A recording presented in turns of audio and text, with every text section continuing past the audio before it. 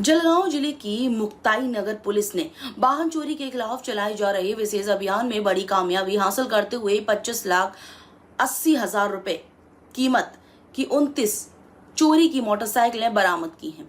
इस मामले में 2 वयस्क और 2 नाबालिग समेत कुल 4 संदिग्धों को हिरासत में लिया गया है। पूछताछ के दौरान आरोपियों ने गुजरात और महाराष्ट्र के कई जिलों में वाहन चोरी की वारदातों में शामिल होने की बात स्वीकार की।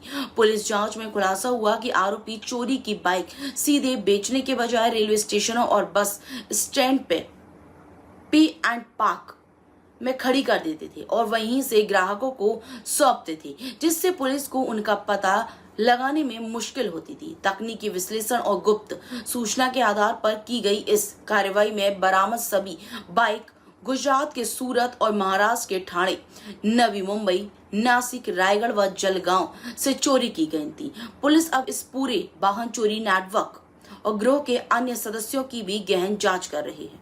काय सांगणार? काही गाड्या आपण हस्तांतरित करण्यात आलेल्या आहेत, काही चोरीच्या हिच्यामध्ये गेलेल्या होत्या, काय सांगणार साहेब? जळगाव पोलीस दलाचे पोलीस अधीक्षक श्रीकांत दुबरे सर यांच्या मार्गदर्शनाखाली मुक्ताईनगर पोलीस स्टेशनमध्ये साधारण 1-1.5 महिन्याखाली आम्ही DB पथकाची स्थापना केली होती आणि त्या DB पथकाच्या अंतर्गत आम्ही एका गुन्ह्याचा तपास करत होतो। एक मोटरसायकल चोरीचा गुन्हा मुक्ताईनगर पोलीस स्टेशनला दाखल होता। त्याच्यामध्ये मुक्ताईनगर पोलीस स्टेशनचे प्रभारी अधिकारी व DB टीम असे त्या चोरीचा तपास लावत होते। त्या तपासादरम्यान एकूण 4 आरोपी आम्हाला निष्पन्न झाले आणि त्या 4 आरोपींमध्ये ज्यावेळेस कसून चौकशी केली त्यावेळेस आम्हाला एकूण 29 चोरीच्या मोटरसायकल रिकवर झालेल्या आहेत। आता त्या मोटरसायकलचा तपास घेतला असता त्यातल्या जळगाव जिल्ह्यामधल्या वेगवेगळ्या पोलीस स्टेशनला 5 गुन्हे दाखल आहेत। एक गुजरातमध्ये गुन्हा दाखल असलेली मोटरसायकल आहे आणि इतर सर्व या महाराष्ट्रातल्या इतर जिल्ह्यातील पोलीस स्टेशनला गुन्हे दाखल आहेत। अशा पद्धतीने एकूण 29 मोटरसायकल या मुक्ताईनगर पोलीस स्टेशनचे प्रभारी अधिकारीच्या मार्गदर्शनामध्ये आणि त्यांच्या पुढाकारानं त्या DB पथकानं डिटेक्ट केलेल्या आहेत। ह्या DB पथकामध्ये कोण कोण कर्मचारी होते सर, आपले काही सांगताय?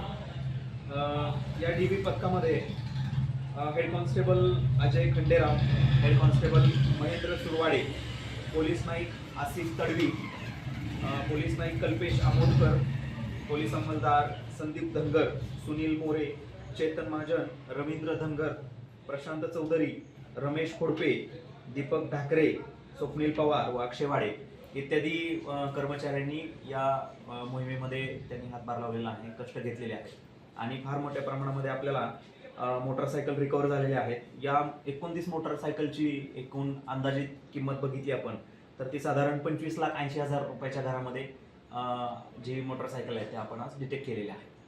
परराष्ट्रातील किंवा परराज्यातील काही मोटरसायकली आहेत का सर यात?